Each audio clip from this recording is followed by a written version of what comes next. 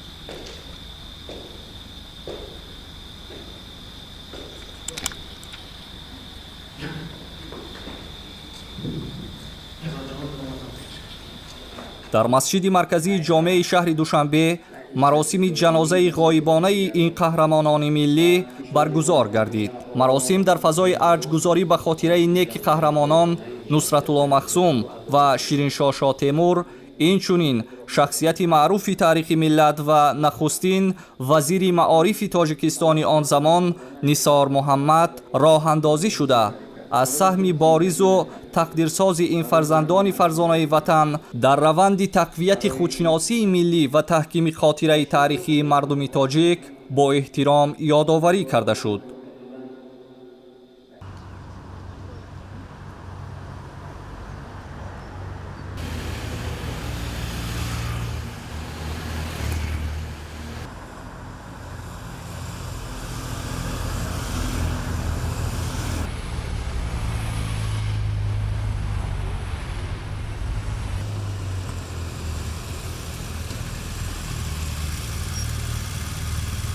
пас аз маросими ҷаноза дар оромгоҳи лучоп маросими ба замин супуридани хоки қаҳрамонони тоҷикистон бо риояи суннатҳои дини мубини ислом ва эҳтироми хос анҷом дода шуд.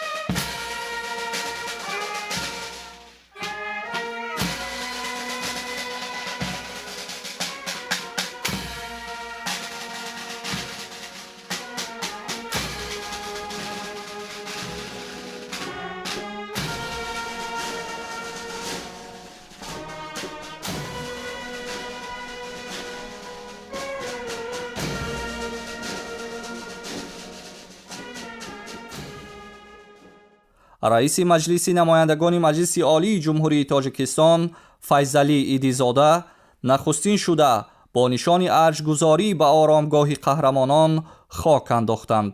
хешовандони марҳумон низ бо эҳсоси амиқи ифтихор ва сарфарозӣ дар маросими видо иштирок намуда ба хоки поки қаҳрамонон эҳтироми хос зоҳир карданд. дар идома дар назди макони дафн дуову фотиҳаи хайр анҷом дода шуд. ҳамзамон дар фазои эҳтиром ва садоқатмандӣ гулчамбарҳо аз номи сарвари маҳбуби давлат муҳтарам эмомалӣ раҳмон ва мардуми шарифи тоҷикистон ҳамчун рамзи поси хотир, вафодорӣ ба арзишҳои миллӣ ва арҷгузорӣ ба хизматҳои мондагори қаҳрамонон ба макони дафн гузошта шуданд. дар идомаи ҳамин маросими пуршукӯҳ бо иштироки аҳли зиё ва намояндагони ҷомеаи фарҳангӣ маросими алоҳидаи ба хок супоридани мушти туроби шахсияти маъруфи таъриху фарҳанги миллат нисор муҳаммад баргузор гардид. зимни он саҳми ин шахсияти барҷаста дар роҳандозии низоми нави соҳаи илму маориф, бунёди муассисаҳои илмию таълимӣ, ҳифзи хотираи таърихии миллат ва таҳкими худшиносии миллӣ бо эҳтироми хос ёдоварӣ гардид. дар анҷоми маросим таъкид гардид ки ин иқдоми наҷиб ва таърихии президенти ҷумҳурии тоҷикистон пешвои миллат муҳтарам эмомалӣ раҳмон оид ба бозгардонидани мушти хоки фарзандони фарзонаи миллат ба ватан ва ба хок супоридани онҳо дар сарзамини аҷдодӣ намунаи барҷастаи эҳтиром ба таърих, ҳифзи арзишҳои волои миллию эътиқодӣ ва арҷгузорӣ ба хизматҳои шахсиятҳои бузурги давлатӣ мебошад. ин рӯйдоди таърихӣ ҳамчун рамзи пирӯзии ҳақиқат, эҳёи адолати таърихӣ ва гиромидошти хотираи фарзандони содиқи миллат дар саҳифаҳои таърихи тоҷикистони соҳиби истиқлол бо ҳарфҳои заррин ثبت خواهد گردید. کنون این قهرمانان ملی، فرزندان سرسپرده ملت باستانی تاجیک، در وطن بابایی خود تاجیکستان عزیز، کشوری که برایش جان شیرین خویش را نثار کرده اند، صاحب آرامگاه خود شدند. این اقدام بیشک باعث آرامش روح و روان این شهیدان راه آزادی گردیده برای نسل امروز و آینده تاجیکستان عزیز ثابت می نماید که وطن خدمت‌های ارزشمند فرزندان فداکار و سرسپرده خود را هرگز فراموش نمی کند. دیر هم باشد ارج گذاشته می شود. به شبهه این ارجگذاری و این قدرشناسی از فرزندان سرسپرده تاجیکان سرفراز به نام پیشوای محبوب، سرور و راهنمای پرحکمت ملت محترم امام علی رحمان در صحیفه های تاریخ جاویدان ثبت می گردد.